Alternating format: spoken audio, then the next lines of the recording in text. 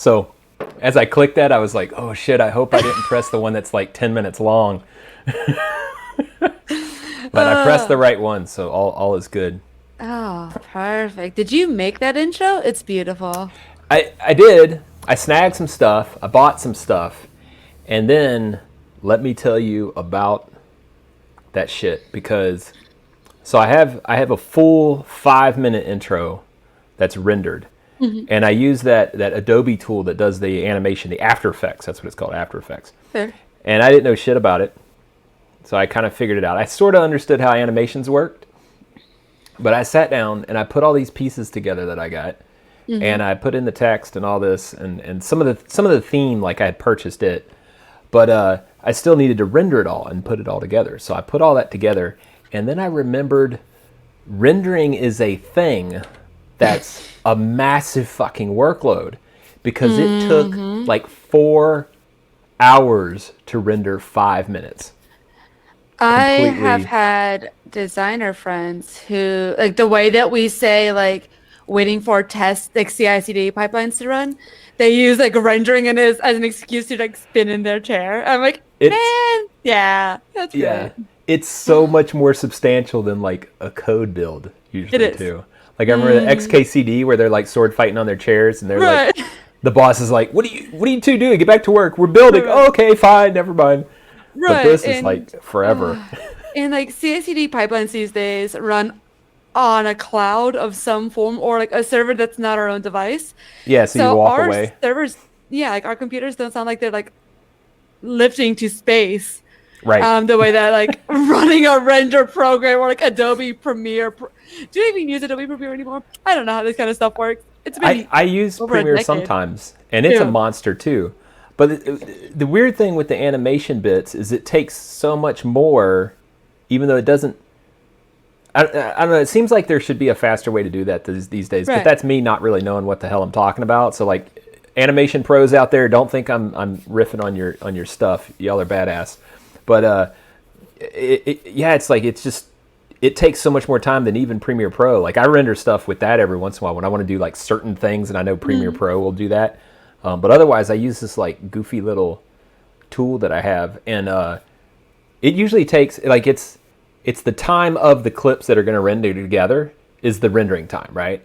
Hmm. So it basically goes through and like grabs each frame and then makes a new video with all the collected frames. Like this thing, it would render all of one type of frame and then all of another type of frame and another type of frame.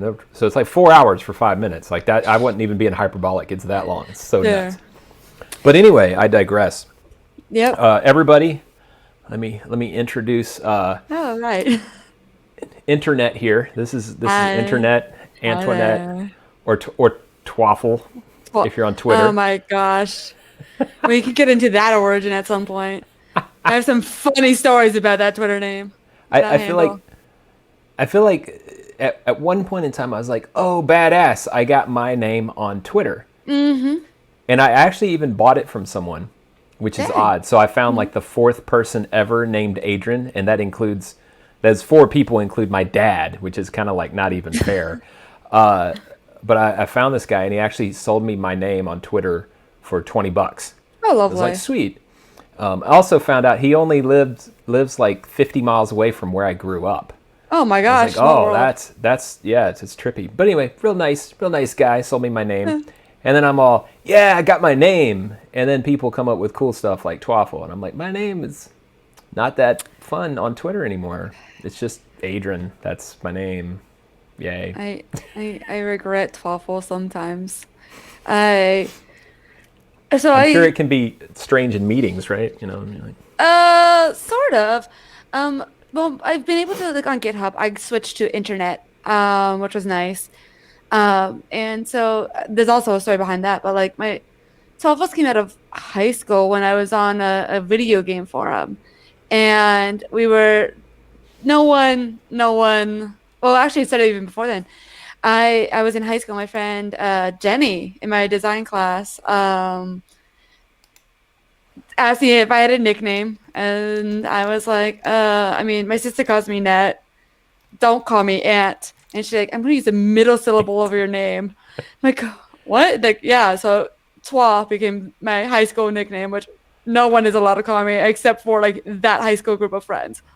That's funny. And turned into a portmanteau game, and Truffles was the greatest one. I was like, this is awesome. Who doesn't like waffles?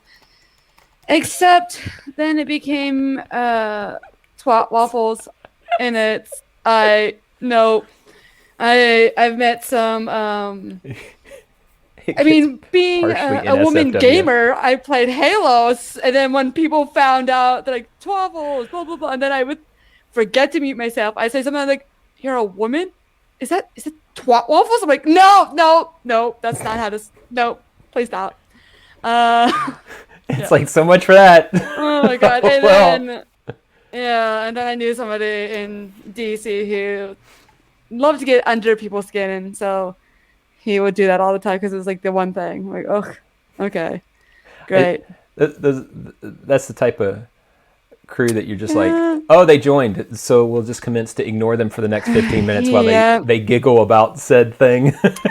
And I mean, every time someone does it, they think they're original. I'm like, great, let's go, get it out of your system. Come on. My assumption, and this still might make an ass out of me, but my assumption is always, if I just discovered it, I'm assuming that everybody else knows. So if then someone else discovers it and everybody else goes, oh, yeah, I didn't notice that. I'm like, I saw it 20 minutes ago. Yeah, so just go along with it. I mean, having a name like Antoinette, every guy thinks he's original when he wants to hit on me and says, oh, like Marie, or you still have your head. I'm like, oh my god, like let the meat cake, get them all out. Go ahead, let's go. Oh, that one I had not thought of. Oh Marie Antoinette. Yeah. All I the guess time. that's a pretty famous version of your name right there. Yeah. And they think they're so smart and clever because they know who Marie Antoinette is. Like, now I just feel dumb because I'm a history nerd and I didn't even think of that. I mean, yours is more like sure, but like you enjoy more of like war history, right? Not like famous dumb queens who. No. Like, I can say that, I promise. I have had enough research. What do you mean? The philosophical, metaphysical connotations of eat cake, let them eat cake is magnificent. But yeah. I do war history, but no, I do history in general though. Mm-hmm. Like, cause I like the stories. Right. Yeah. Which is weird, which makes it like I don't like they need a name for like boring ass school history where you're like learning dates and shit, and it's just like blah got her head cut off on blah blah blah date. It's so boring. They don't even talk about like the story, like who the hell was she? What was she doing? Why did this happen? Who was freaking out? Who was being a flippant asshole? Oh, maybe she was. Right. Shocker there. But yeah, that's the kind of stuff that I'm curious about, is like the human dynamic of it all and the actual story. Because the wars and stuff is just like, I can sit there and learn specifications all day long. That's all wars are. It's like it's like the readout of the baseball game, right? It's like, okay, I can do that too, but I'd rather like talk about what's going on with that, you know? Fair. So, but then of course, I don't know if my approach to history is right, because clearly that's not taught anybody. I mean, like I had to find my own way. We're still in the process of, we're gonna get social justice warrior here. And the process, like if you go anywhere, like we teach the Civil War, depending on what state you're in, who was right and who was wrong. Like we're still at that point in life. So, you know, I don't know if like right and wrong is really the right way of talking about teaching history. Yeah. Well, speaking of that, having grown up in the South, it was always really weird and surreal. My parents mostly having been from Yankeedom, and there I am in, ex-Confederate states, and they're trying to push the lost cause narrative, which is like such a weird thing, because then you go like look at any history and you're like, that's like what are you making this up for? This is made up bullshit. Right. So then here I am, a little kid getting that stuff pushed on me, and I'm like, this is like the weirdest apologist bullshit ever in my life. Like, it's like, the Southerners were just defending their families. It's nope. That's not what they wrote it down and they talked about it. Yeah. Like they knew why they went to fight. I But mean, I learned Civil War and like World War history from Northern Virginia point of view, which is very democratic, but also like Battle of Manassas and Annex and all of these other big battles around that time. And then I went down to Florida State, which is where I went to college. culture And shock. so it was, but like I took a Florida history class. Most of the stuff we talked about was like the importance of trains. And I was like, this is a way better of a history course. Like, right, yeah, I'm exactly. with that one. Exactly. I'm like, I was like, why did we not talk more about trains in high school or history classes? Like, I would love to learn more about this. Yeah, So this. that and like Native Americans in Florida, like this was way more interesting than like Oh all yeah. the wars and battles that I learned growing up. So Well, like speaking of trains being important, so in the Civil War there was a unique event that happened that's freaking hilarious, and there's even like it was one of the first movies, like one of those movies that doesn't have sound type of thing. mm-hmm. But some, I guess it was some Confederate soldiers got a hold of a train engine and Mm-hmm. were hauling ass away to escape, and some Mm-hmm. Union soldiers got on another train engine and chased them. So it was like the first pseudo type of like car chase, but it was a train Oh, engine chase, and I'm just like, that's a story right there. That shit's we need hilarious. that more. And it's like three people know that that happens anymore. You Uh, know, it's like in books in the back of libraries and stuff. right, or But it's the fight scene on top of trains, like in the movie Wanted. Wanted? Yeah, with the curved yeah, bullet and everything. Yeah, I, you know, there's that show where you go and they're like eat this weird shit and do this weird stuff. They should do okay. that with people standing on trains because that shit is hard. Oh, Fear Factor. Yeah. Yeah, Fear Factor. That was it. I think Didn't I think MythBusters or somebody debunked like train fights or something and said it was like damn near impossible to actually hold one. It was a very Oh funny yeah, topic. yeah. Oh, You'd easily fall off within right. just a few minutes. Even the old trains that used to go like 20 miles an Right. hour, like at max. It's like the whole damn thing wobbles all the time. And you Mm-hmm. don't, like when you stand back and you look at a train go by, you don't really notice it wobbling, but it wobbles. And when you're on top of it though, you're like, oh shit, ah! Right, And right. you'd get flung off in a minute or two, or just fall Yeah. over and not be able to get back up. Unless you had But like anyway, fancy magnetic boots, like futuristic thief style. yeah, like Captain America boots or something. Yeah, Yeah, fancy perfect. pants shit. Oh, that's hilarious. Oh, we have people watching now. This is great. I wonder Oh, who it all hi. is. Oh my Let's see. We God. have some comments too. Sorry, we're not talking about code or metal or bikes. Talk about stuff I know nothing about. Okay, okay. Pond says, "Nice bike, Antoinette." Ah, yeah. And then Oh, trains, and then coding on trains is good though. Yeah, yeah. Like coding on in, trains is so but good. in trains still, Oh, in the train. yeah. I thought they meant the YouTube channel Coding on Train or oh, that's Coding Train. Just kidding. That's the reason I know about Perlin noise, Wait, y'all. Dude, this is what? yeah. What? Okay, so this is fantastic math, like computer science guy, and I don't know his actual name, but he looks, I don't even know how to explain him. He's like so unassuming, but he's so passionate and exciting, and his YouTube name is Coding Train, and he teaches like generative art concepts, so like fractals, L tree or L systems, and that's so he talks about vectors and how vector when you combine a bunch of vectors, that's how you're like one step closer to Perlin noise, to like Yeah, 2D Perlin noise, and then you get to 3D Perlin noise, and then from there you add a level of randomness, and that level of randomness is what gives you the softer curves, and you could increase or decrease the threshold. And Perlin noise came about, if anybody knows about this. Perlin noise came about as a result of needing generative movie landscapes. That's my oh, understanding. I could be wrong. Don't quote me. But like, yeah, and he got a Grammy for special effects. Very cool stuff. Yeah, nice. Is it yeah, is it this yeah. training I code guy? believe so. Let me double check. It's got like a rainbow coding train. Yeah, that's him. That's pretty cool. He's amazing. He's a very nice dude. Like, from what it seems like, I've never met him, but like, yeah, he talks a lot about stuff like bin packing and math and the math and code, how they intersect with each other. Yeah. which is That is awesome. cool. I did not know that this person existed and that the coding train existed. Yeah, I feel he's a like fantastic. always something to learn. And then, Oh, oh, yes. okay, Pond said there's a thing. I Yeah, don't know there's a what that YouTube is, so channel. click on Perfect. that at your own risk, audience. If you get bad things, you can blame OK Pond. But I'm Thanks, pretty Dave. sure OK Pond wouldn't do that to anybody. Nope, she's a sweetie. She's too kind. Oh shit, that's funny.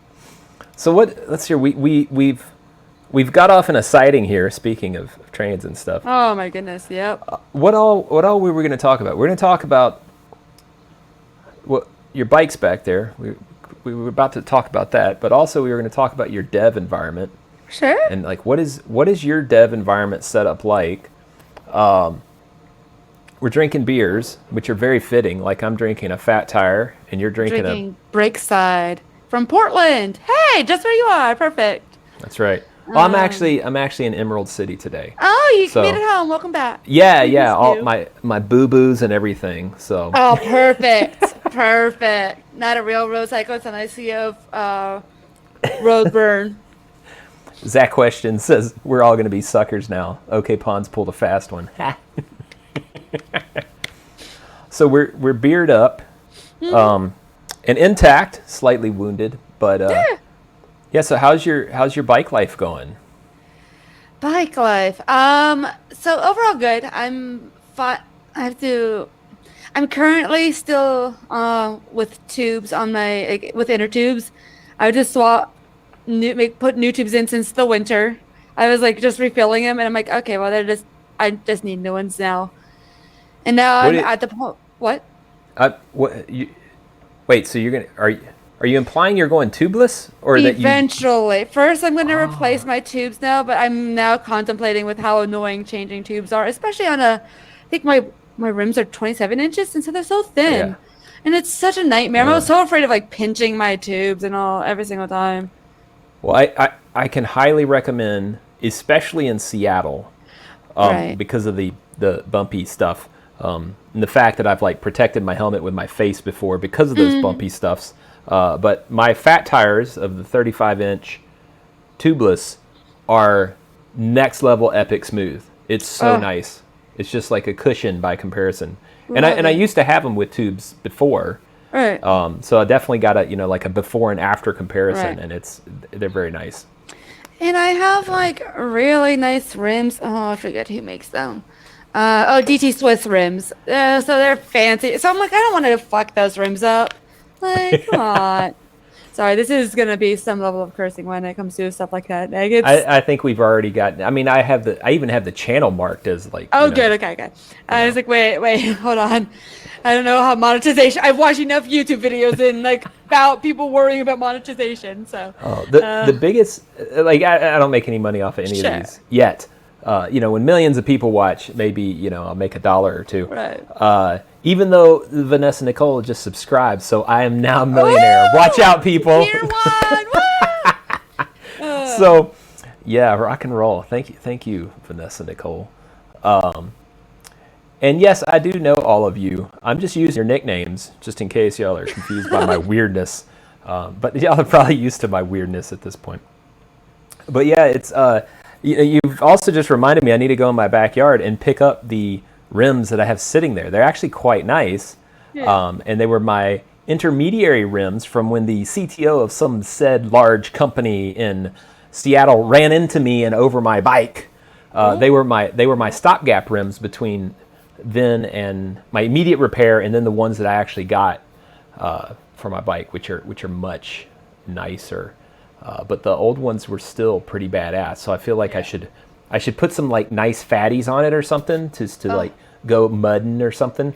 oh my! I'm trying so hard. Joe and I like swap just bike Instagram DMs. Like we slide into each other's DMs and just with bike stuff. It's great. It's just photos of bikes, and it's yep. And so I'm trying so hard not to build my next bike. It's like either touring or gravel, both probably some sort of hybrid between the two. And Yeah, because I'm like I have my fancy ass race bike, so I need something for like panniers and like multi-day bike rides where it's like hundreds like a century in a day for multiple days or something. The N+1 problem, right? We all have this N+1 problem. Hmm. There's this hobby, and then like my guitar hobby. I'm sitting here looking at my N+1 over here that just happened, Yep. and I might have another guitar on the way soon, which is kind of Oh, like shit. lovely. Love it. Yeah, I had the 7 string that I got, the seven Yeah, yeah, string yeah. B. They just released the 8 string version of that, so I was like, and then I gotta. I clicked the button and then stuff and all that. But Perfect. anyway, yeah, it's good stuff. I'm even gonna play music this week tomorrow Oh, because I actually lovely. wrote some fucking brutal, lovely That music, is and that's gonna be lovely. awesome. Yep. Which also brings up the other topic. That was the other topic. We're gonna have a list of metal stuff, but also how we got into metal. I love this. Yes, it's a great one.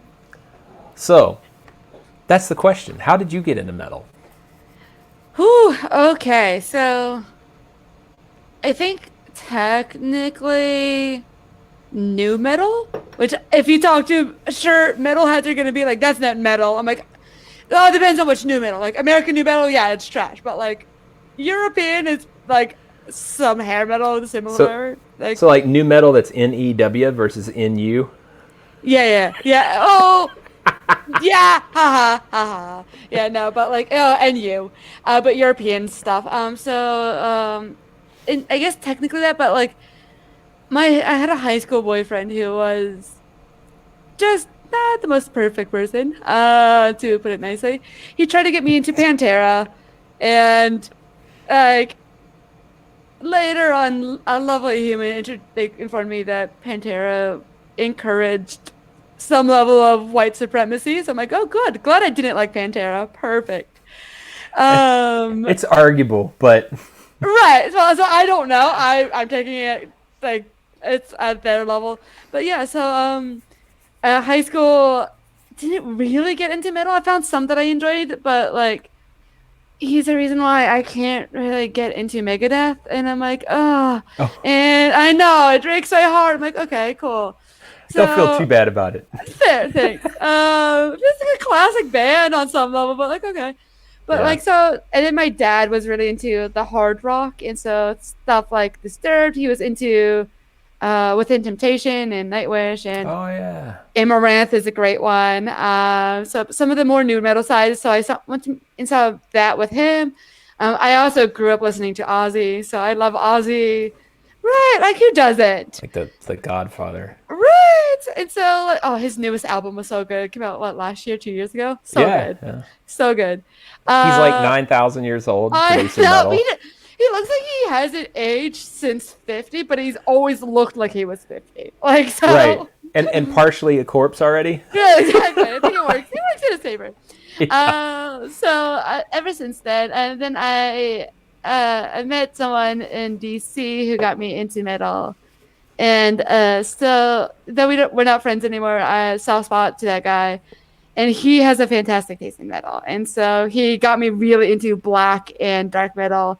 From there, I learned about Ahab, which was the awesome Ah. underwater Captain Ahab style metal, and I don't know how I got into it. It's great, great in there. And then yeah, he used to be my person who would like weekly send me metal recommendations, and it was lovely. So I got deep into some of that stuff, and now I'm on a big like Viking and folk metal kick. Those are Nice. fun. Yeah, they're very nice like for working, where I'm like, okay, this the vibes are just relaxing on some level. Eh, So you mentioned the Ahab, and I'm like, yeah, oh, I'm gonna look up the pirate metal real quick because I want to mention the one band that I was thinking of, right, yeah, and yeah, yeah. and heaven forbid, the first 5 links are all like top pirate metal bands, and I'm like, what Perfect. do you mean top bands? Like, there's more than three? This is crazy. But Ailstorm I love is Ailstorm. Yeah. they're so badass, and they got like Oh, the pirate metal drinking crew oh, video and stuff like that. It's just they're next level hilarious. oh man. So I'm very thankful for that DC person because I was supposed to see Soul Sphere, and they wound up like they're van crashed. But like, so we didn't get to see them, but we saw a bunch of other ones that in that same concert, and it was awesome. And ever Oh, since when was then, this? what? When was their crash? This is like a couple years ago, right? Yeah, 2018, 2017, something like that. Okay. It was like the October before I moved here. But they are all right, Or right? November. Yeah, yeah, yeah. No, Yeah, the okay. thing broke down, I think, is sorry, Oh, not that kind crash, of it broke shit. down. Yeah, Yeah, yeah. yeah. So it's Standard, you okay. buy a shitty van to go on a tour and then Right. it breaks I down mean, on well, you. they're from Sweden, so like they're not gonna have a nice tour It's band here. they're Iceland. So yeah, Yeah, they yeah. like they can't get shit here. It's Yeah, hilarious. exactly. Love that band. Uh, yeah, I'm dying to see. I almost saw Inter Arma, and I'm kind of glad I didn't because the newest album isn't my favorite. I like Oh, their older stuff, but I'm dying to see Amon Amarth one day. That was, I think, Inter. when you and I bonded Oh, about metal. I love them. I have a soft spot for them. so fun. They have like the Viking battle on stage and all that What? shit. Oh my God, no And way. like every time I've run into them, I always find it's funny. Like the theme is always they've just gone somewhere and eaten a bunch of meat, like a bunch of Perfect. barbaric Vikings, and I'm like, Love it. that's so fitting. Like the first time I saw them, they were literally across the street from the venue they were playing at in Portland, chowing down on a bunch of barbecue, and they just finished, Perfect. so they're all like, "Rrr." It's So so I good. think one of the draws to me of like for me moving from DC to Seattle is I love the gray weather as much as I love the sunny days. Um, and so there have been a hikes now that I'm like deep into metal, where like it'll be green patches of grass and like pine trees and then a bunch of fog. And I'm like, I'm just in a metal music video now. And I just think of what song would be filmed here. And it's like a fun Yep. game on my hikes now. I love that. You just need to start walking around with a GoPro, and then Right? and then you can basically be the producer of videos for all the songs I'm gonna write. Perfect. I got you. I'll get my sister. So my sister got into or video editing like a long time ago. She stopped and then she got into Minecraft during the pandemic. And we all play together. It's very fun. I love it. Yeah, it's an Uh, addiction. it is. Well, it's like there's no toxicity. You're just, I mean, unless it's us where we somehow built a raging war between two of our groups. It's for some, it's great, but like, there's this whole big movement of animatics where people are getting into traditional animation again, to like on these like big servers, and now people are doing it with Among Us and everything, and it's really cool for animators and illustrators to find a new outlet, Yeah. and so they'll use music with them as well. And so I'll just get my sister to, and she's attempted it more recently, which was awesome. And I'll get her to like superimpose videos of you with your green screen, like come out into the landscapes outside for you. Then I can do like some of the crab core dances, and like just like go pitting Yeah. around, carry my guitar and like walk around. Only if you like break it at the end, like at least pretend to break it. We could like video edit like the it breaking apart, but like There you just go. pretend to break it. It's Just fine. explodes into a million pieces. Perfect. The wooden guitar has returned to its natural habitat. I love that. If that's not metal, I don't know what is. Right. Destruction and return to the earth. Oh, it's so good. Oh my God, it's beautiful. That actually might work. I'm gonna I'll just pick up a guitar specifically for that. For Perfect. I video love it. destruction. Yeah, it's good stuff. You could probably put it on like someone would probably need that, and you can make like passive income on it. Oh yeah, I wouldn't doubt it. Yeah, The stuff people make passive income on these days is I've gotten I have no yeah. assumption I'm even close to grasping the number of things people make passive income with. Agreed. Yeah.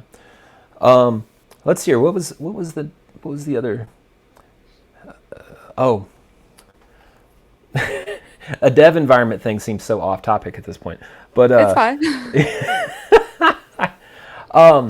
so there any particular rides you're looking forward to as the days draw near here that have this sunlight thing here in Seattle? I need to do Lake Washington again. I did it 2 summers ago, and then last summer, well, like at the beginning of the pandemic, my bike was stolen, and so I didn't get my new one until like August, and so I've been training at a bike trainer. And so my legs are definitely not nearly as strong. And so I know it's a bit of muscle memory, but it is also just building up that endurance again. So I think having that as a gauge, but I also pedal continuously now with clips compared to like a bunch of stopping and starting. Like when I was clipless or like when I like Oh yeah, wasn't yeah. clipped in at all. It is a different paradigm, isn't it? It It's like is. And you so get all the energy, but you also have to like keep in mind that you're doing that. right. But you know, 'Cause so it's better about pacing, which is what I like. It's weird. Like the parts that I love about cycling are, I think, not typical cycling until you get like deep into cycling. Like I really love researching and watching people do builds. I think I mean that's probably the engineer in me in general, but that is so much fun. I got that Um, about you. I figured yeah, that out. You know, yeah, the whole yeah, building yeah, your yeah, bicycle yeah. seemed to Who would be. have thought? And so I thoroughly enjoy that, and I love talking about parts and asking people about their bikes. I actually wrapped up hanging out with a friend, and I mean, pandemic has ruined my threshold of liquor, and so I was like I had a froze and a beer, and then a beer and a half because I had a half pour.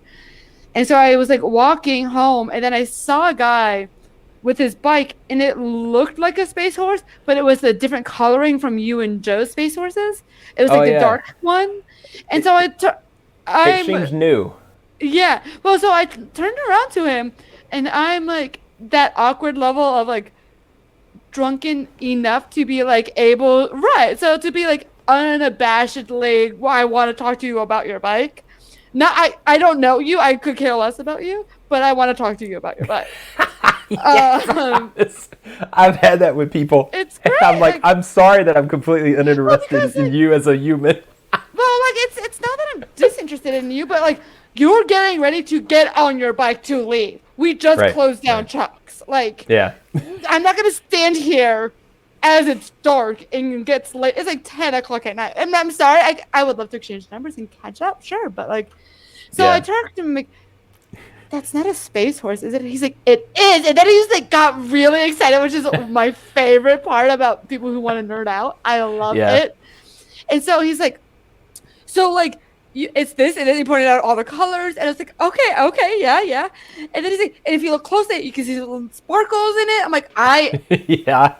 I can't fall in love with you because I'm like some level of tipsy, and this is kind of weird, but like I want to talk to you more, but I also have to go. So thank you for letting me talk to you about your bike. Like It's it very was very lovely. nice of them. Yeah. Yeah, they were like had a helmet on. They were like they had just swapped to their clates. I'm like, oh, thank you for taking the time to talk about your bike with That's me. cool. So I pointed at my boo boo because the question said falling in clips is so awkward in slow motion. That's exactly what this shit is from, because I had stopped to look at my map Yep. a few days ago when I was down in just north of Portland in Vancouver, and I was on a path, and I'm like, where the hell am I at? I'm just gonna stop. Well, I stopped on this kind of uneven ground on the it's like that the bark dust type stuff, the like wooden chips. I guess it's wood I chips. hate that stuff. It's so slippery Yeah. even in shoes. Well, yeah, and it's like it's uneven at the same time. So Right. like I stopped, I looked at my phone and pulled up the map, and I was like, oh, I just needed to go down, around, wherever. And I'm like, okay, I'll start going again. And I knew I was already off balance, but I like put my phone back, and then I started to roll real slow and turn, and then I like turned inward a little bit too fast or too much, and I was barely moving. I'm going like 1 mile per hour, and indeed, talk about slow motion. I'm just like, oh shit, smack So right into the ground.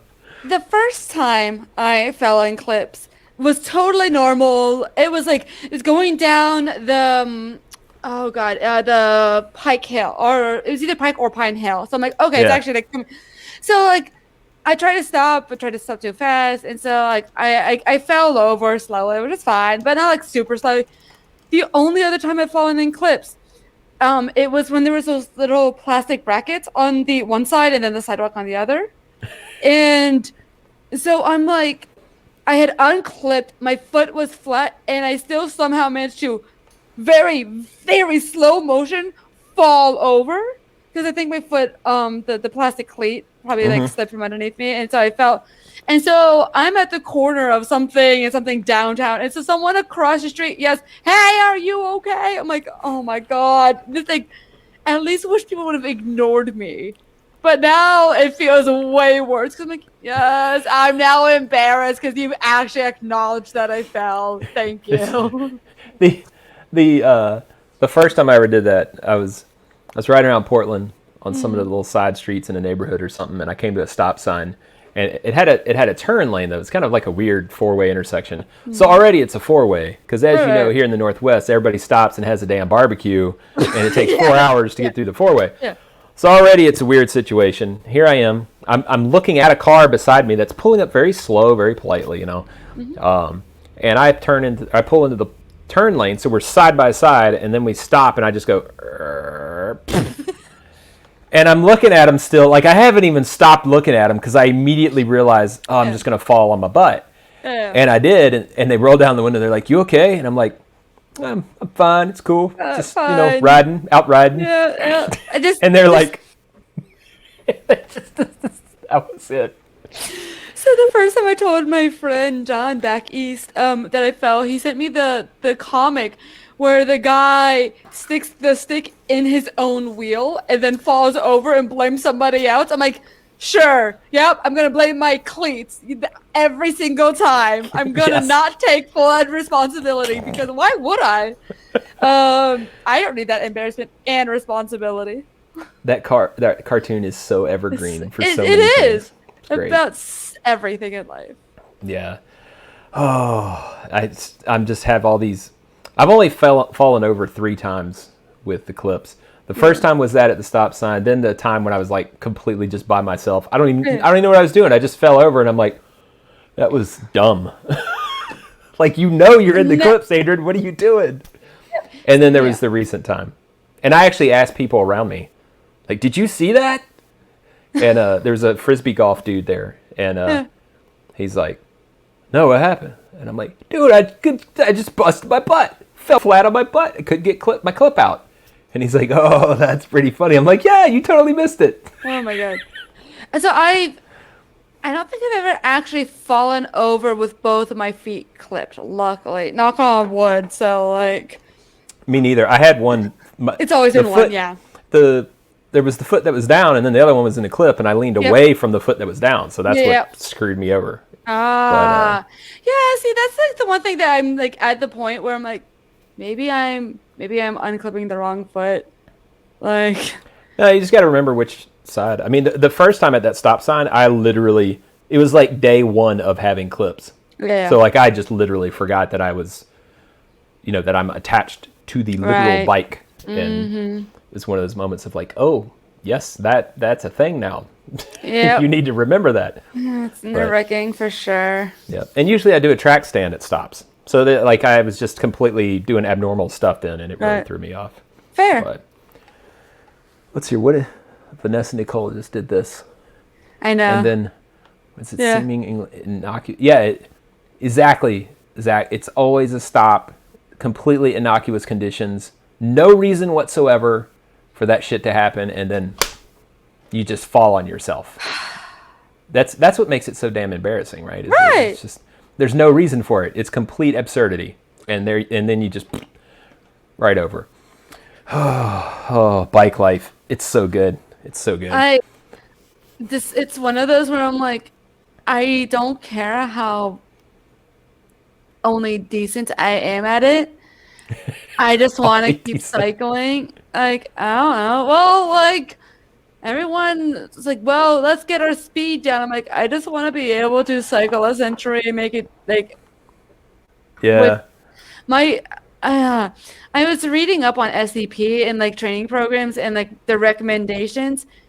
And one person was talking about how they did 200 miles in 8 hours. I'm like, dude, it took me when I first did. Well, the only time I've done like Washington, it took me 8 hours. Granted, I stopped at Chain Link and had to charge my phone and had like a beer, so I sat there for an hour. But like, I'm like, wow. 50 miles took me so long. So I really need to up my endurance and my Yeah. like strength. the the the whole do speed track times whatever. I never Insane. do that. I'm always just like a bikey person. Like I go to Right. bike to this thing or that thing, or I pick up my Same. groceries or go get beer or whatever. Hmm. But every once in a while, I kind of shock myself. Like when I was living out in Redmond where they have velodrome. Yeah. I went out there one night, and there's some dudes that are all like, "Yeah, my time, whatever." And I go out and I follow them, and we stopped, and then they're like, "What the hell are you riding?" And this is when I still had my Surly Crosscheck with like a hybrid fork so that I could have a disc on it and some other weird crap, right? So completely a touring bike, not a fast bike by any means. Sure. And they're like, "What are you riding?" So I tell them, and then I realized why they were shocked.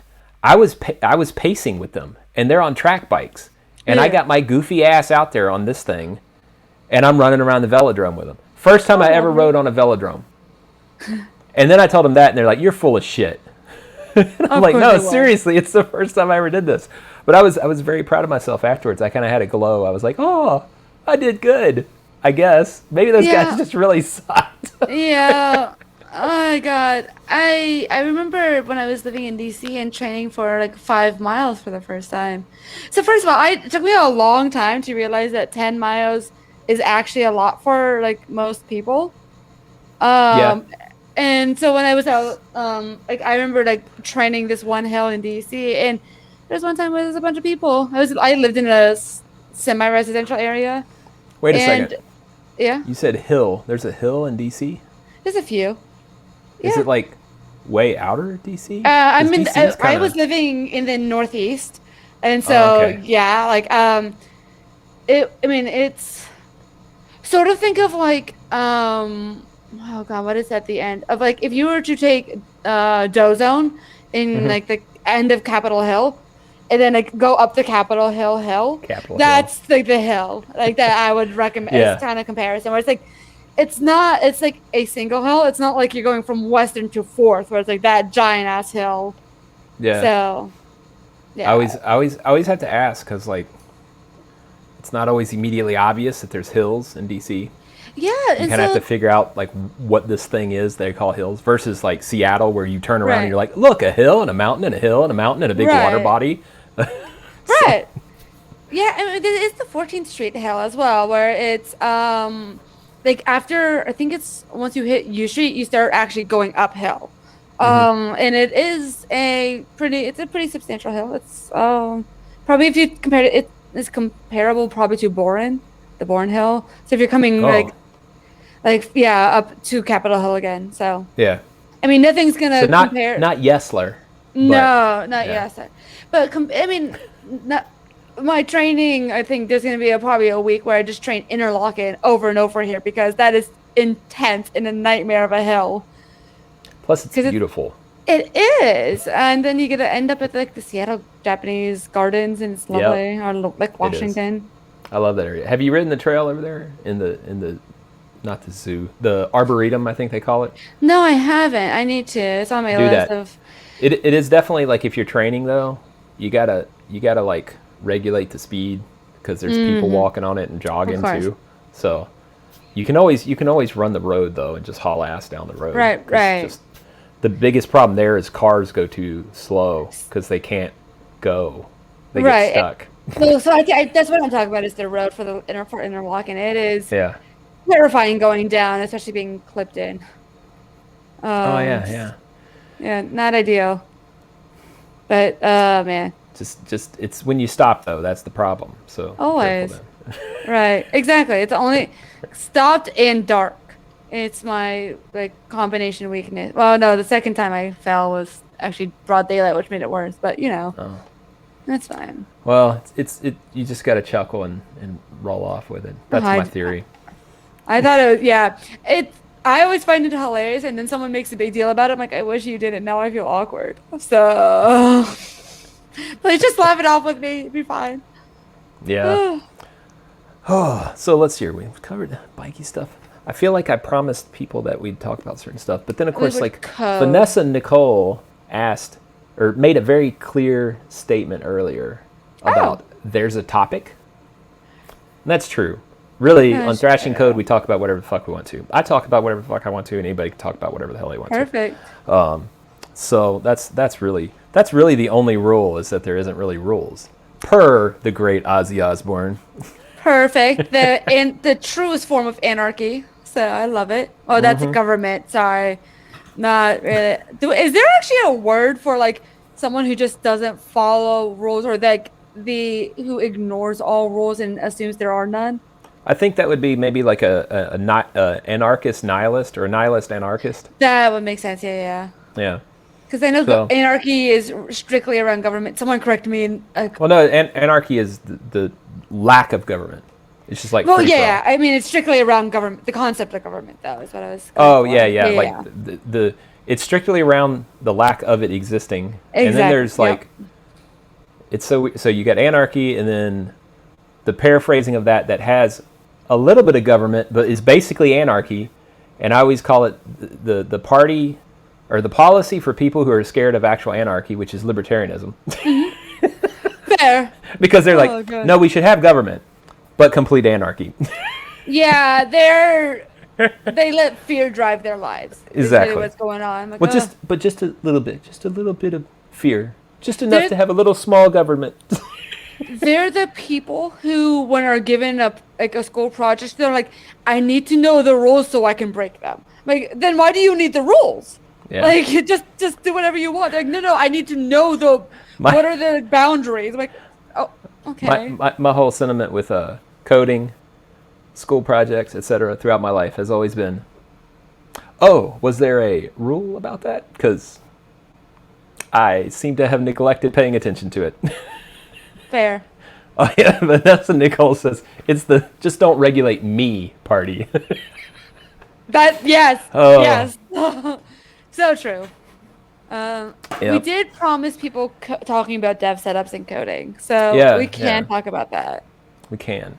So, um, do you have your dev environment available? I mean, I guess we Yeah, all kind of do these days with the right. pandemic sort of wrapping up.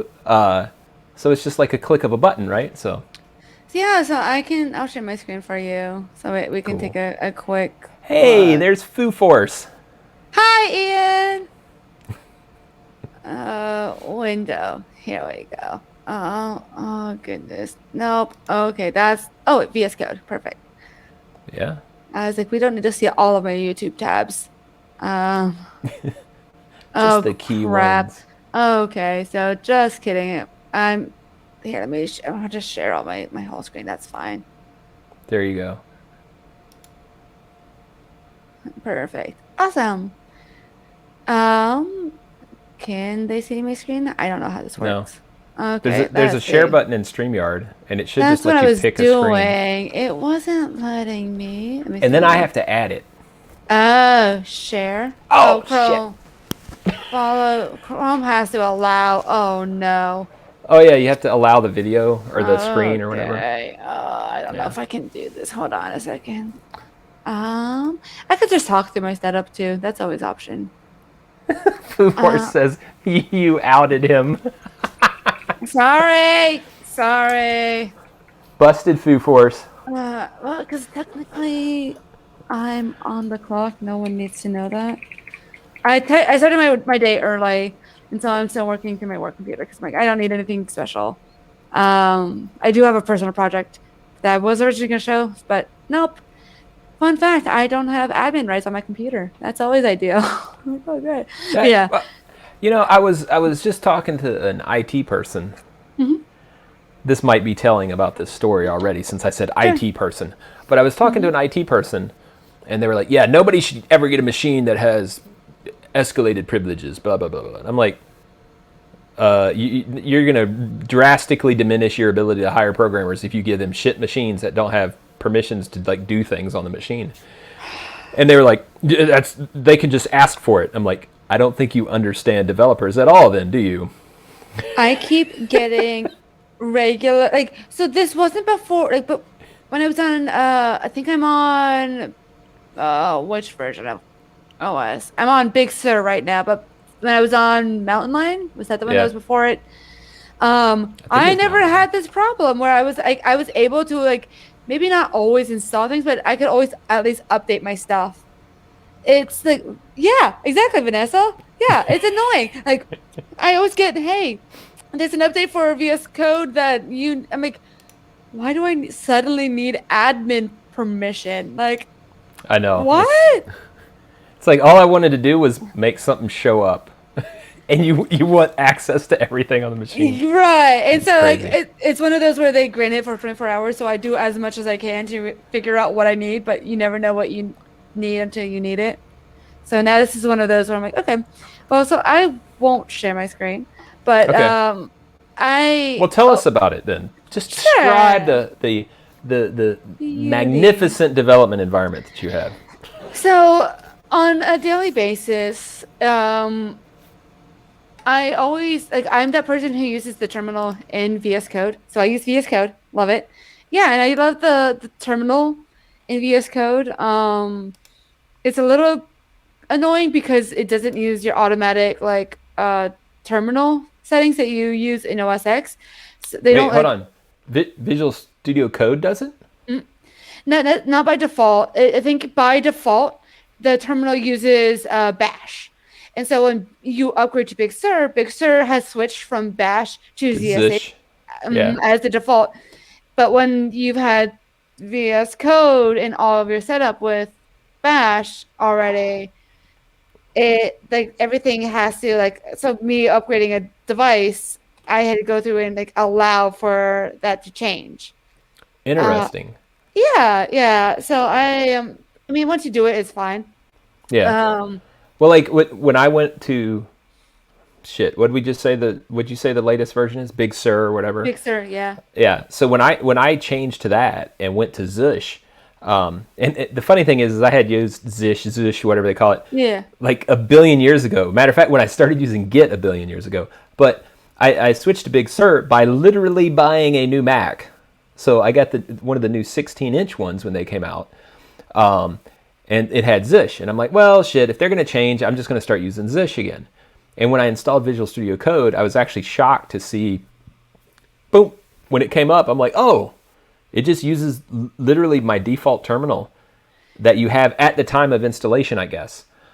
But I Yeah, guess if that you would make switch sense. afterwards, it throws it off. Right. Yeah, I upgraded, didn't initialize with it, so it was a bit much. But yeah, no, so I use VS Code and I forget which one I was using originally, but Vanessa showed me a version of like it's similar to I keep wanting to say Pretty Puppy, but that's not what it is. It's something no code for me. Yeah, no code. Say also Zach, yeah.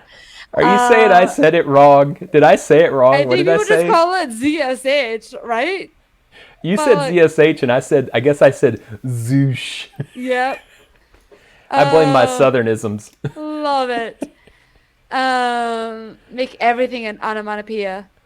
Make it all, Exactly. everything's a sound effect now. Cool. But yeah, no, I use a oh, Z shell. Maybe is that makes so much more sense. My mind is now blown. I did not know what that was.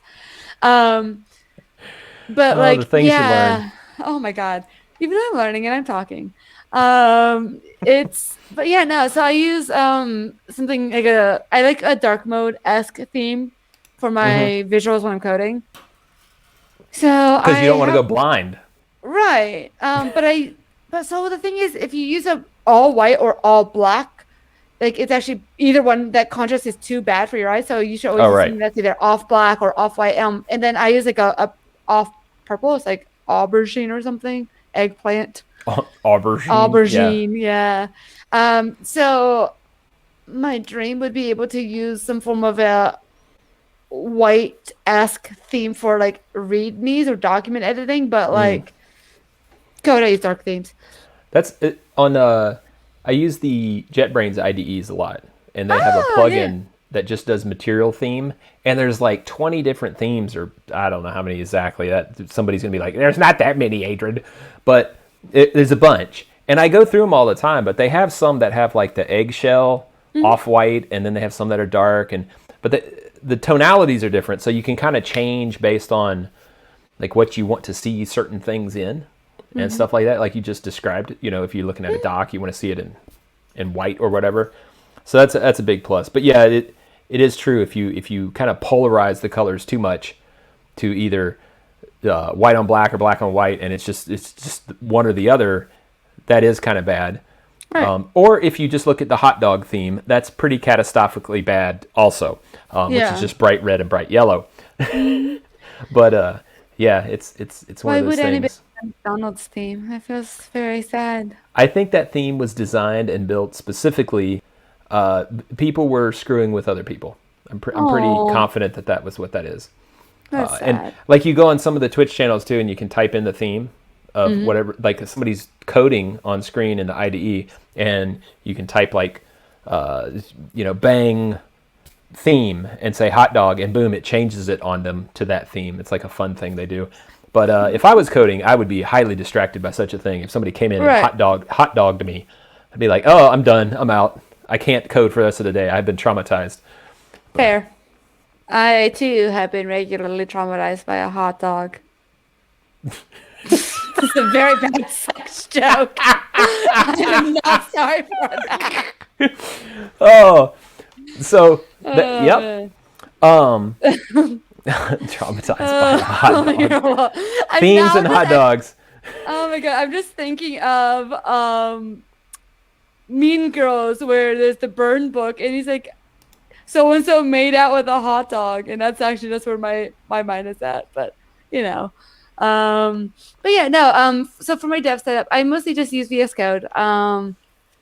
Yeah, I would have been. I came from Sublime. Same.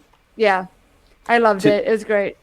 to note on the comment, another comment that Vanessa Nicole made with the JetBrains IDEs, because they're Java, they're a little heavy, and I definitely feel that too. Which is funny because every time I'm coding with the JetBrains IDEs, I always have Visual Studio Code open too, Oh like my as that my gosh. like other thing. So it's like I always have all that stuff open. I totally feel how, yeah, the JetBrains stuff just has certain power and certain introspection that seems like that next level when you're really, really into a big project Right. that helps. But yeah, they're a little bloaty to start up. Are they the ones who do WebStorm? Yeah, they Yeah. do. It's the IDEs kind of have that same general Java core, and then Right. they Yeah. like attach various plugin elements to it. So Yeah, A, WebStorm is kind of expensive for an IDE when VS Code exists, like at this day and age. yeah, Um, and it's a free market for VS Code, which is also very nice.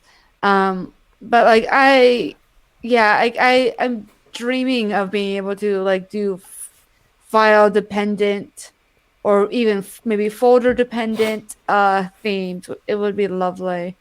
Even if it's not like all of them, if it was just by like window, I don't mind having the same color for like the whole app, but like just like that particular tab would be amazing.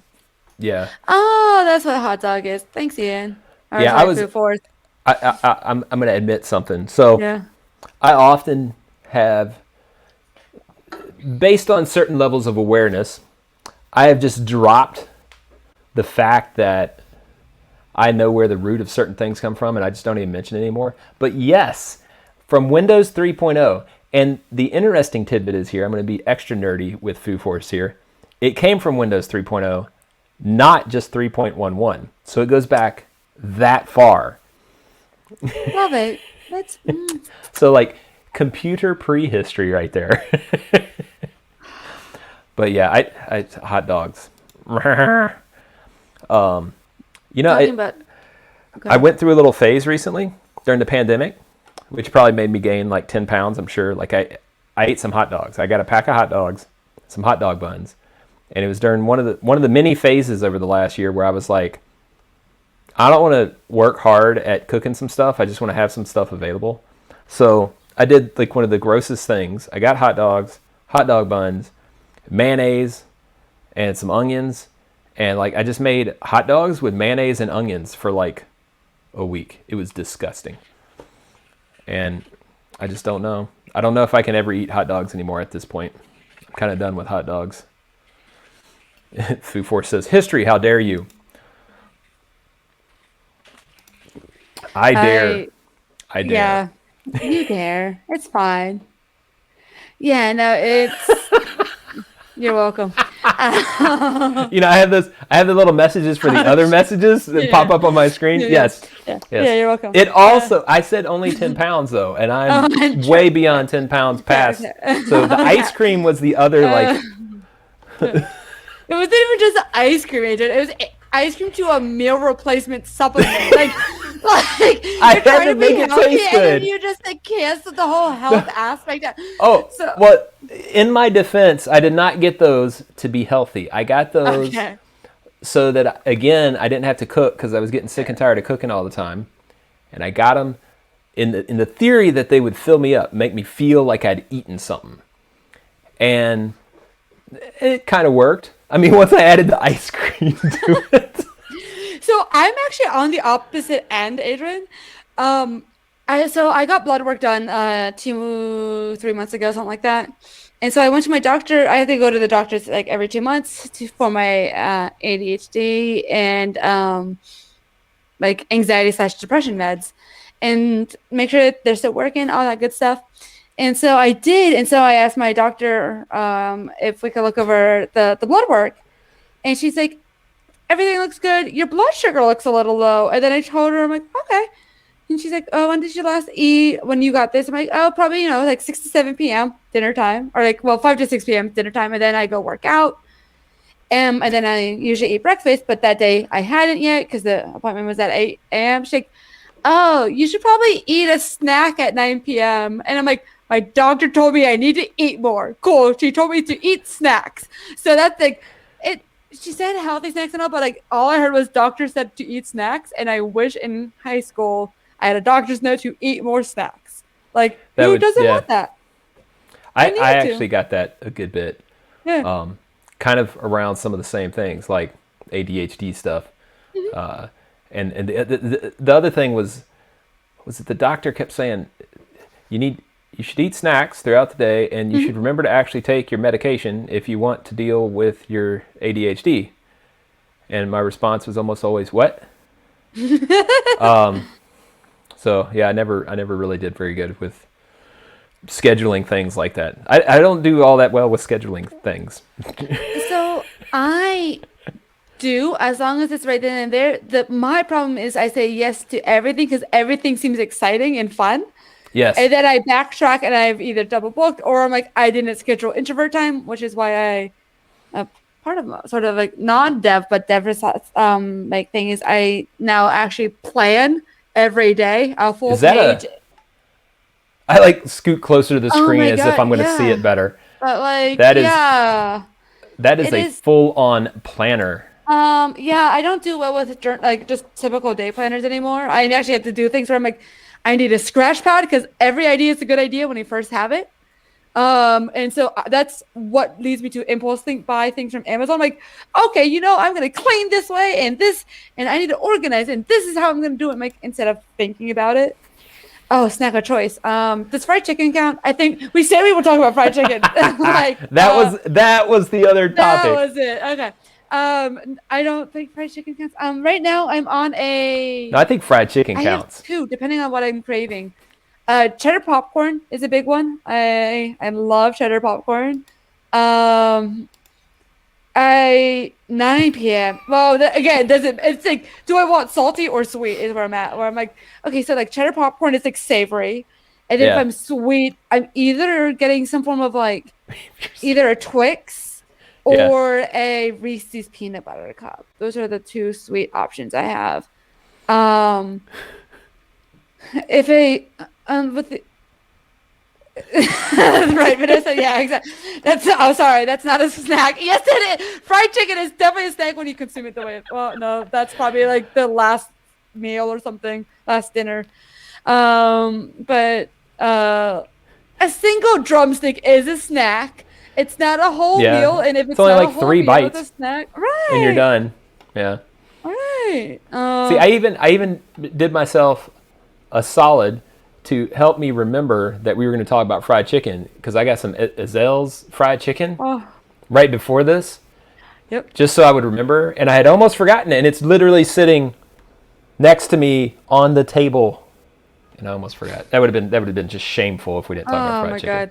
God. So Talking about local fried chicken, yes, I have finally found a good local fried chicken place in the area. please It's a inform. sandwich. It's a sandwich. Because I've had the sandwiches over at Baka Bak, and they're not satisfying. Yeah. I've tried it again like a month So ago after I talked to you about it. What? what's not satisfying about it? Can you describe that for us? Oh, sure. So if we're depends on the fried chicken in general, but like I like a nice crispy element of my fried chicken. And if it doesn't have like a true crisp, but also still juicy on the inside factor, Yeah. and it has to be like the perfect ratio of like chicken to juicy, like juicy chicken to breading, like fried breading. So like And fresh Popeyes versus old Popeyes. well, similar, but even Popeyes, like if you reheat it in the oven, it's fine. Like, so Oh there's yeah. too much air in Baka Bak for me. Like they needed to leave it on the fryer more. I think they say they double fry it, like they double batter and fry it. It doesn't taste like they do. And it's good stuff. Because I've had their sandwiches and their wings, not the wings, but like the strips, and they're good. They're very big, the strips, and the dressings are great. But a good Korean fried chicken, I think, feels like it's the tiniest bit of glaze on it on the breading. Yeah. Um, and yeah, Korean style. So, when you make American style fried chicken, you either use some form of breadcrumbs, Right. and some form of an egg. With Korean fried chicken, you use egg and cornstarch, and so you roll it in. I made them at home, and they're amazing. And so you roll it in cornstarch, and then you fry it, and then you take it out, let it all drip like all the oil and all, and then you roll in bread, an egg, and then cornstarch again, and then you fry it again. That's what the Korean fried chicken is always double fried. Always. Gotcha. If it's not, it's not real Korean fried chicken. I now understand things that I was a little confused about before Oh, because man, it's a I big didn't realize that, and I was like, how do they do it this way? I was trying to piece it cornstarch. together, and now I get it. Yeah, that's why it's like a lot crispier. It is not as much air in it. Um, there it is. Yeah, fluffier crust. Yeah, like I mean, it's good, but if I want Korean fried chicken wings, I wouldn't go to Baka Bak. I feel like Baka Bak's its own style of fried chicken is why I like them. Like I like them, but when you want a Korean fried chicken wing and you go there, it's not what you would expect. Yeah. Um, So and then you have your fried chicken that you like, yes, is what you're saying. well, sort It's of. good, but it's not your kind of fried chicken Right, thing. exactly. Yeah. Yeah. In based on what I like in a traditional Korean fried chicken, like it's not as fluffy. Traditional fried Korean fried chicken is oh my God, yes, good job, Zach. Um, but like, and so when I talk about it, it's the place that I've been to is surprisingly a boba tea place. And I Where? know, so I think it's here in Capitol Hill. So the place is called Boba Bar. They do like tall boy cans of like boba, and you can make your own. Hey. I know, it's pretty cool instead of like just a plastic cup. And so it's pretty cool. And so I did that. And I was like, oh, they've fried chicken sandwiches. I'll try it. And I was pleasantly surprised. The Is it dressing is the like is it what? the mangosteen boba bar? Maybe I think it's just called boba. It's boba bar is one word. Huh. Yeah. I'm trying to look it up real quick, and I just found that place. That's like where that crazy split is, Oh yeah, on it is Cap Boulevard Hill Times before it goes down Magazine. Yep, it's that place. Wings there. Cool. and boba. But yeah, no, they are perfectly crispy, not as much. It's not as fluffy. The um oh, thanks. Yeah. So it's I don't think it's gluten free. You're welcome. I know I don't really have interest in. Oh my God. But sorry, food's a passion of mine. I can't help it. But yeah, no, it's fantastic. I love that. So So that, we were talking about dev setups. but okay? Before we talk any more about dev setups, I mean, we got to talk about like what keeps you fueled, and clearly Sure, fried you're chicken right. is an important Yeah. thing. So besides that place, like what's your next favorite? You got any other particulars in town that you like, I or do love. not in town? Because I know like Seattle ain't Oh. exactly like, hey, come to Seattle and eat the fried chicken. Like people don't say that. We got some decent fried chicken, but where else? Where else? What else have you So been if I'm to? gonna go with fried chicken in Seattle, I do like Fats Chicken and Waffles. They have really good chicken and waffles.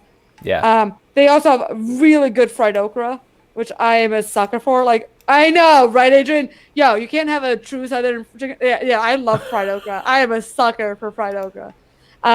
So is this there's place that. like the one off of like Cherry or something or Yeah, I think Union? it's off of Cherry. Yeah, it's over in like Madrona-esque area. Yeah, I've been wanting to go there Uh, so bad. Yep. I was actually putting a spreadsheet together. My friend's visiting in July. Yep. That's right, Food Uh, Force.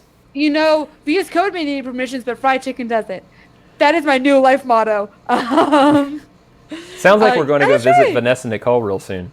Yeah, I don't know if she's back in Seattle yet. But She she was. keeps saying all this fried chicken is near her I though. know it is. We just have to kidnap her and take her to fried chicken brunch. They also have really good Bloody Marys. They're very good Bloody Marys. They're spicy Ooh, and delicious. I'm a fan of Um, Bloody Marys. yep. So outside of Seattle, I have two places. DC is where I learned about Korean fried chicken, and Kochik's is my one true love. Wait, There was say a it point where again. they knew me so well. At one point, the guy who was at the checkout whispered as he gave me the box, he's like, we gave you two extra drumsticks." I'm like, "I think this is love. I think we're married now." Like, this is nope, nope. You gave me free fried chicken. I can't It, say no. it's more qualifying than a diamond ring. You give me two Yeah, free right. drumsticks. Right. uh, No, and if he followed it up with, "We only do this for people that we like," and I'm like, and this was the same interaction where he was like, "So my name is Garrett, but my friends call me G." I'm like, "Oh, okay." He's like, "And you could call me G." I'm like, "We're friends." Oh. So it was already off to a good start. We talked about it's cool. superheroes. It was great. Yeah. Very cool. So Kochix is my one true love when it comes to fried chicken. Um, How do you spell that? I want to look it up now. Chicks. Kochix. Oh, Chicks. Mm-hmm. It's a tiny hole in the wall restaurant. There's only like bar seating for like two people. Like it is truly the definition of like hole in the wall. Um, Nice. it's my favorite fried chicken place that I've ever been to. The outside of that, if New York's Red Rooster has a really good fried chicken and waffles. They do instead of giving you like maple syrup or anything, you could get it on the side, but they do the fried chicken and then they roll it in like maple and hot sauce, and they like hmm roll the fried chicken in that, and so they don't give you anything. And they give you honey butter on the side, and it's Oh, okay. so good. That sounds badass. It is Which, by the way, I looked up the address, and I don't even have to look at a fucking map to tell you this.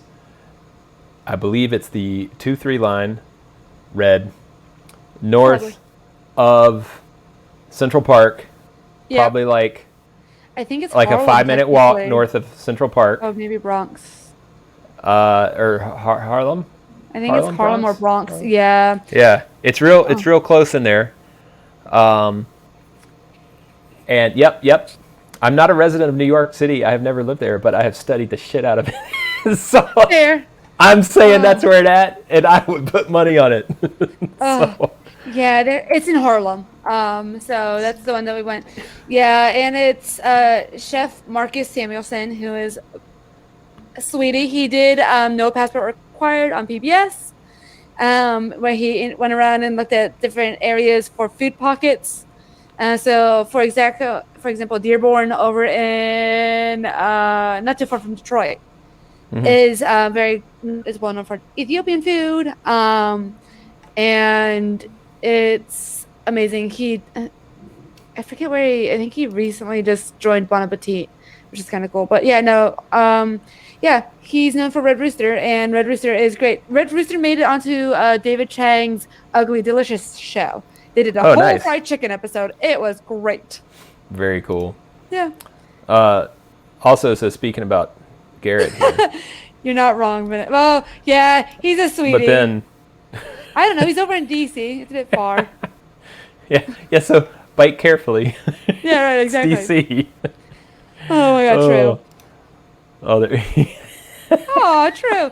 I think it's more like if I was ever like, I think it's more of like a fried chicken best friend. Like, I think we're fried chicken soulmates in that way, not There you like one go. true love. Yeah, That's awesome. yeah, You know, the next time my buddy Troy comes up here, we got to do the fried chicken thing because he's huge into fried yeah. chicken too. My He's also friends, a badass cook, chef fair. person. So, My friend Sandy and I are big fried chicken connoisseurs, aficionados, whatever you want to call it. And so she's coming to visit like 4th of July weekend, and I have two different fried chicken places on there. Fried chicken, I have Fats, and then I either have Watson's Counter. No, I have June Baby on there. I think I also oh, put June Heaven Sent maybe, on there yeah. because Heaven Sent's the other side of Azel. He's the other brother. Gotcha. Yeah. So Watson's Counter, that's that joint over here, right? it's either in Ballard or West Seattle. I can't remember. It's Yeah, here in it's Seattle. here Yeah. then. I think Yeah. Yeah. it's over on like 15th.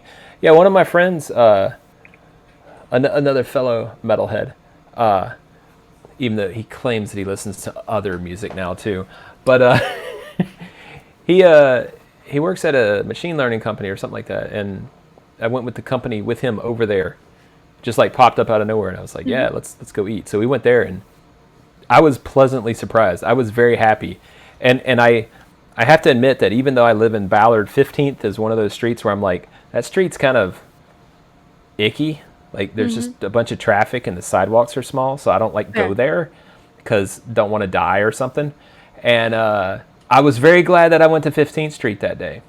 I'm Ah, usually not happy when I have to go to 15th Street, so that was a good day. I I also like the heard. little bitty hardware shop over there too, because All that right. removes my need to ever go to Home Depot. So I heard that there's a guy that I had met whose family makes fried chicken all day, or like every year, not all Hmm. day, but like every year they do a big thing. He's the one who recommended Watson's Counter. He works over in Bellingham over at oh, it's a coffee shop. I can't remember what it is, but they have really good coffee. So I'm Oh, like, I wonder okay, if I'll it's that trust you. main one downtown in Bellingham. It's not canless. It's canis maybe, but Yeah, it sounds kind of familiar. something like that. Yeah, they're good. Very good coffee. I need to pick some coffee from them next time I'm there. A God. Camber. That's it. Camber. Oh, yeah, yeah, yeah. Yeah, good.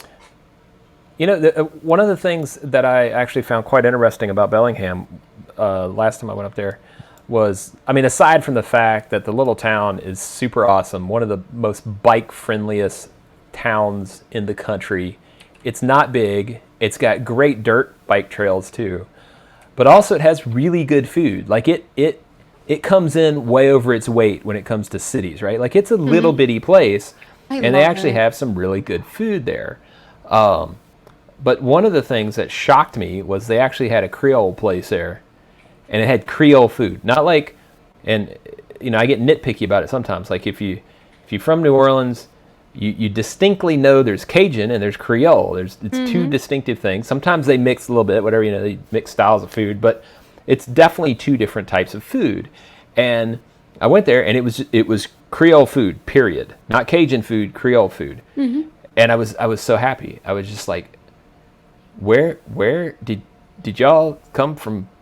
New Orleans? Like where are you from? And then they told me like the little podunk area that they're from down there. And I'm like, oh, Oh, you really did? Yes. Okay, awesome. I get it now. It makes sense. But I was shocked. I'm like, Bellingham is batting way over its weight. It is. I mean, they're also right across the river from not the river, whatever. I'm sorry, my DC's coming out. Don't mind me. But like, they're It's all right across right. the water from Lummi Island, and I've heard the Willow's Inn is really, really good food. And I still need to find some time to get out there. It's like, I mean, it is gorgeous, fancy food. It may be one of those where I drag Vanessa along and do a girls' weekend over there. There you They do go. a bunch of foraging and everything. Love it. Like, okay, so uh, we I think are. Foo Force is drunk. How many of these have you had, Foo Force? Casa que pasa bello hamo for some smashed potato burrito. I'm I like, love that okay, so statement. It's what so is good. Casa Papasa? I need to go there. I've never been there, but I guess that's next on my list. I Oh, will you haven't been to say, Bellingham? no, no, I have. I haven't been to Casa Capasa. Oh, okay. No, in I was, Bellingham, I went to the Aslan Brewery, yeah. and the beer's all right. It's not my favorite, but it's all right. But they have waffle fry. They have poutine waffle fries with mushroom gravy, and it is the best waffle fry. Like, it is the best bar fries I've ever had. They're so delicious. Foo Force is serious about the I tater know. I just burritos. Googled. That's why I said I had to go. Don't you worry. I get it, Foo Force. I've had those, and yes, they're badass. Oh, sounds like trip time. Oh my God, it is. So, I mean, someone brought up that we need to talk more about dev setups. So I mean, most of the time, my dev setup is VS Code. I'm a front end slash middle level. I debug CI/CD stuff on GitLab because that's what we use. Same with GitHub. I use Chrome as well for a lot The of my browser, tooling. The browser, is yeah. it still popular? I'm such a back end developer. I don't Oh know. my God, yeah, it is. It's still the best choice for what I do. I mean, it gives us like insights into like our performance and everything, and on front end, we really that matters a lot. And it also matters for SEO and ranking on Google, is if you like, depending how well your product does against their lighthouse reviews. And so Oh, okay. that's, yeah. And so it's important to have a really good score on those to be able to deliver a quality, marketable app, product, whatever. Yeah, So, that makes sense. I think I didn't mention this a minute ago. I just want to add this because Foo Force brought this up. But Bellingham is actually a great coding town, and really? they even have the Linux Festival, which is Ah, interesting. So if somebody's into the Linuxy stuff, it's fun. I think that was I have some weird experiences in Bellingham, sure. which actually I'll elaborate on real quick. So the first time I went to Bellingham, I know I took the train. I knew I spoke at a conference. I had coffee at a coffee shop, and then I returned to Portland. I do not remember where I stayed. I do not remember the hotel. I do not remember going to and from the coffee shop. I don't really remember going to the conference. There's a weird like emptiness to this whole trip, and I can't place it. And forever, I will be perplexed by this because I usually remember trips in very, very minute detail, like little intricate parts of trips. And for some reason, that Bellingham trip, I have no idea what the heck. Like, I don't know. Once I got there on the train, like, how did I get to the conference? Where did I stay? I don't remember these things, and it drives me nuts. And I must have them as some other memory, like misplaced as going somewhere else. So it always trips me out. But yeah, they have the Linux Festival, and they have a few other little tech conferences, which is also kind of fascinating, where they like bat over their weight. It's like little bitty town. They have all these conferences, Fair. but it's a good coder town. So I figured I'd give them props on that. Good job, Bellingham. Good job being a good coder town. Also, Aslan, treat your employees better. We've heard word. Yeah. I blame Eliot, C.S. Lewis. Damn it! Wait, who wrote the books? The Witch in the Wardrobe. The Oh, law. oh my God, Is it C.S. C.S. Lewis? Lewis? Yeah. Yeah, the Lion, the Witch, and the C.S. Wardrobe by Lewis. C.S. Lewis. Yeah. Yeah, and then I was getting that confused with whoever the comedian was. Oh, C.K. Is Is it it C.K. C.K. Lewis? Lewis? Yeah. Why is everybody named Lewis? It's C. it's Lewis. like a weird thing. It's like a first name attached to letters, right?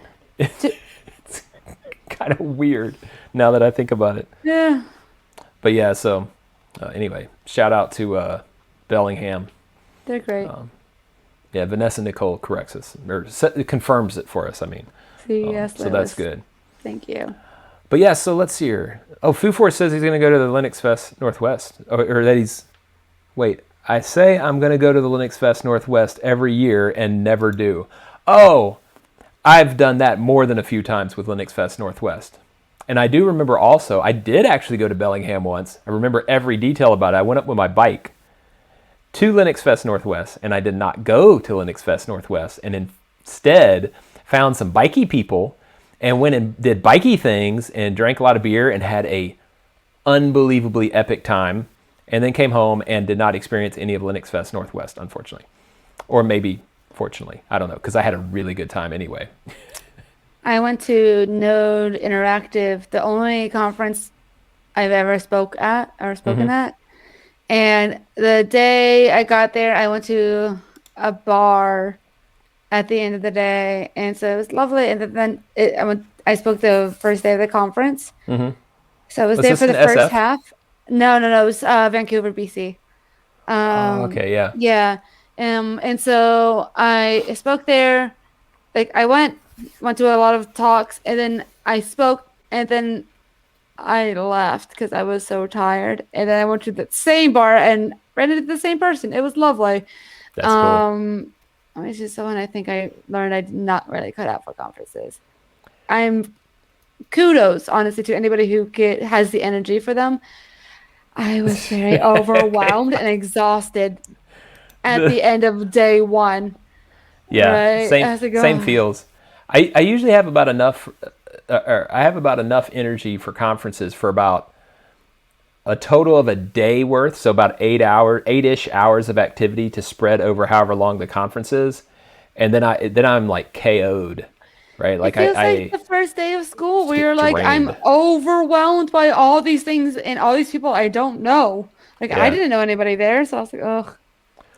Like even whether I don't know anybody or if I do know people, it seems like what I end up doing is usually, and this is the only way that I really have found that I get a lot of value out of conferences, at least in-person conferences, is like I'll go and kind of interact with a whole bunch of people and it's overwhelming. I lose track of stuff. But then as soon as I can, I shift to like the one-on-one stuff where I just meet individuals that are at the conference and we go do things like have tea, have coffee, have beer, Love it. whatever, and Yep. talk about whatever. And that seems to balance out things for me so I don't go Right. nuts.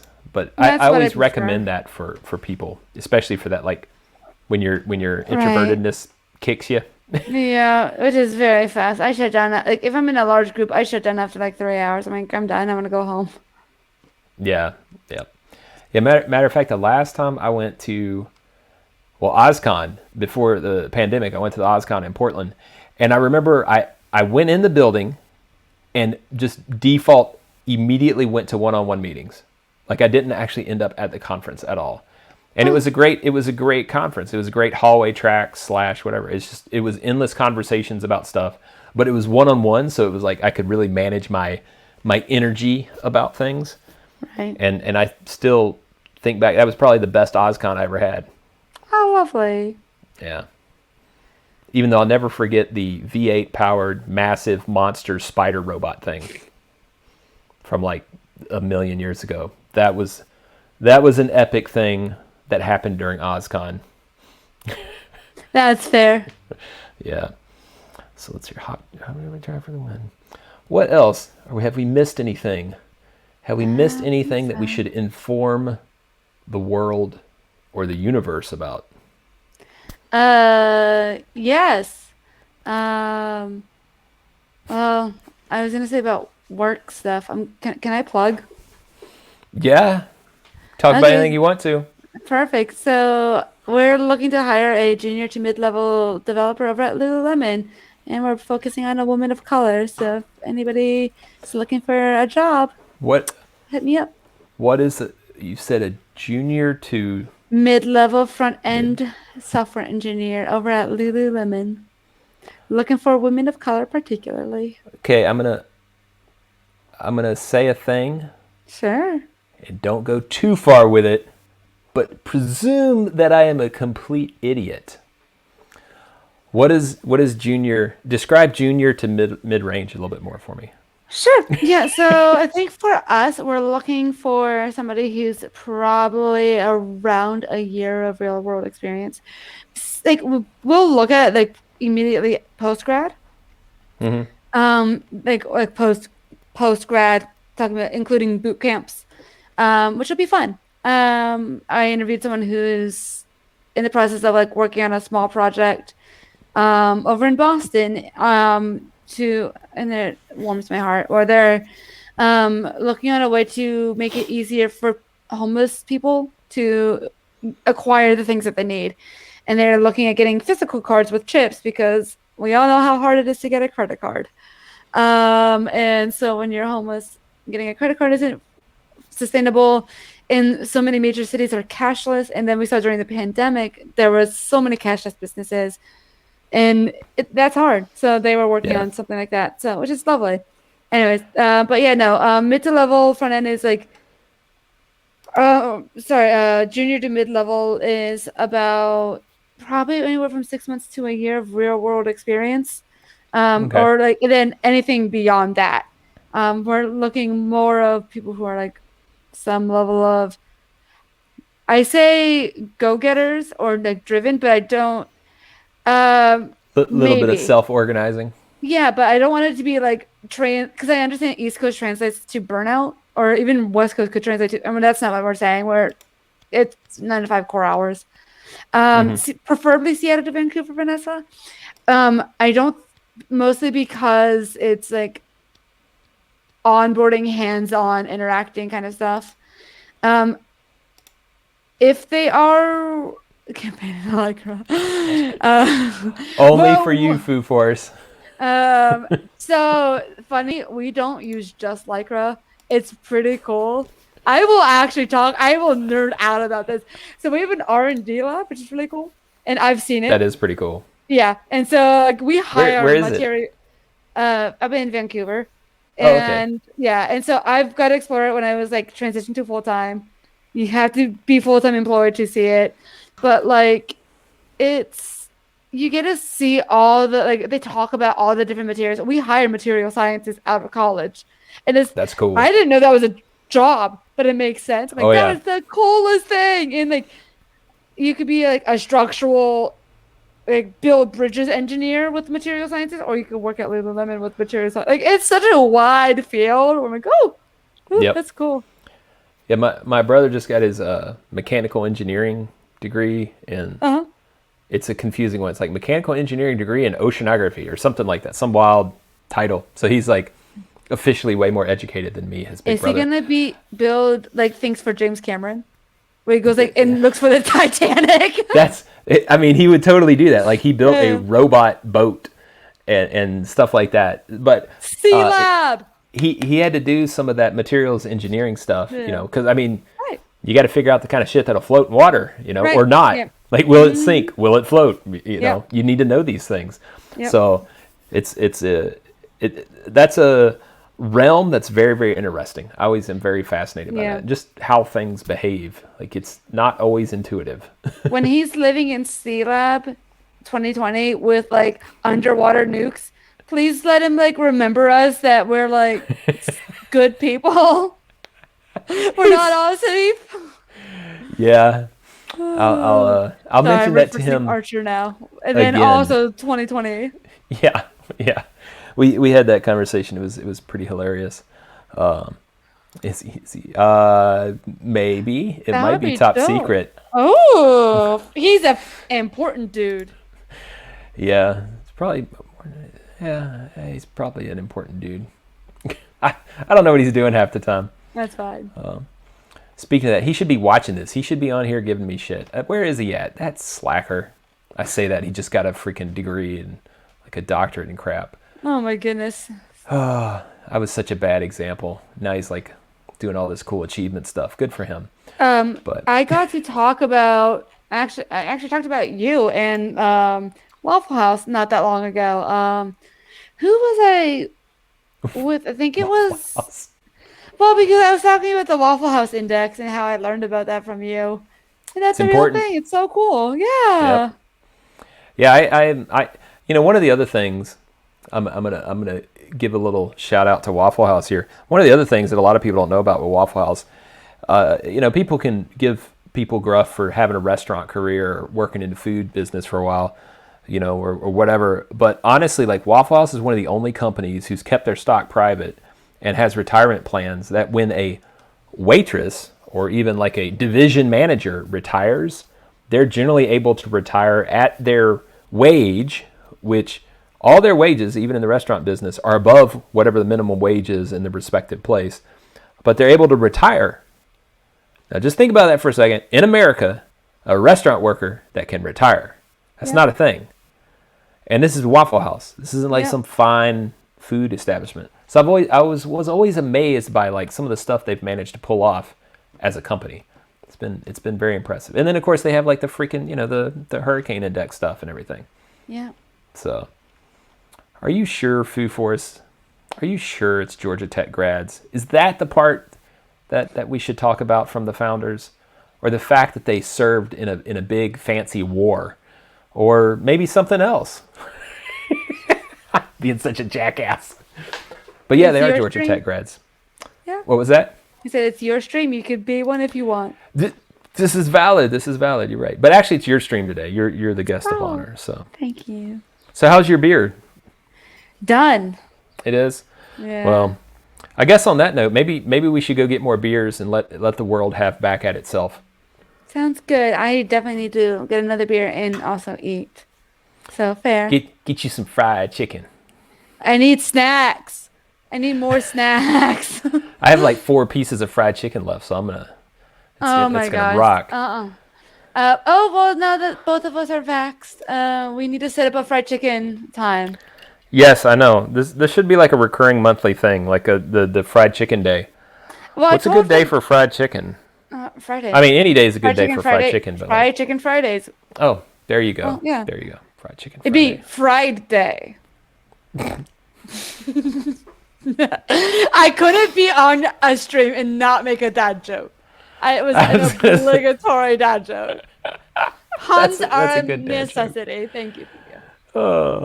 Miss you too, Vanessa Nicole. Oh my God. I told Vanessa that like I want to, once the world's on some level of safe thing where I want to do a monthly dinner club where we all decide on a restaurant and depending on who wants to go, that's how we would set the price point. But yeah.